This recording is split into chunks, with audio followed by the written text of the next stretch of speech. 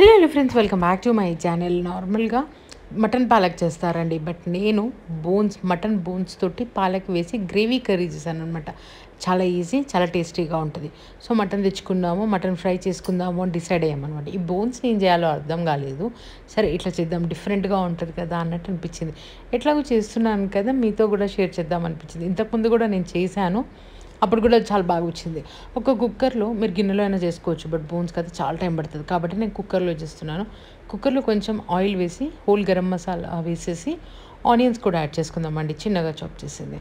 మంచిగా ఒక 1.5 స్పూన్ వరకు అల్లం వెల్లుల్లి పేస్ట్, పసుపు కూడా యాడ్ చేసేద్దాం. ఇది మంచిగా కలిపేసుకొని ఆనియన్స్ మంచిగా లైటిష్ పింక్ అయింది అన్నాక మటన్ బోన్స్ కూడా యాడ్ చేసేస్తున్నాను అనమాట. అంటే మనకి ఇట్లా నల్లి బోన్స్ అట్లాంటివి ఉంటాయి కదా అన్ని, ఆ బోన్స్ తర్వాత బోన్ పీసెస్ అట్లాంటివన్నీ కూడా యాడ్ చేస్తున్నాను. దీన్ని మంచిగా గోలించుకుందాం. అంటే ఒక 5 to 6 minutes మంచి మీడియం ఫ్లేమ్లోకి పెట్టి గోలించుకొని తర్వాత ఇందులో సరిపడా సాల్ట్, కారం, ధనియా పౌడర్ అండ్ గరం మసాలా కూడా యాడ్ చేసేసుకుందాం.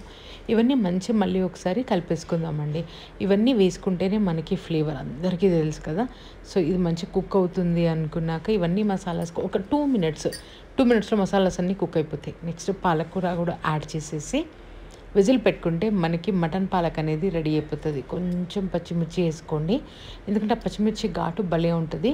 అండ్ ఒక గ్లాస్ ఆఫ్ వాటర్, మంచిగా వాటర్ తాగే గ్లాసు ఒక గ్లాస్ ఆఫ్ వాటర్ వేసేసి విజిల్స్ పెట్టేస్తున్నాను. నాకైతే 3 విజిల్స్కి కుక్ అయిపోయాయండి. సో మటన్ క్వాలిటీని బట్టి అది ఎన్ని విజిల్స్ పడుతుందో మీరు చూసుకోండి. నాకైతే అద్దిరిపోయే మటన్ పాలక్ రైస్తో తింటే అద్దిరిపోయింది నిజంగా.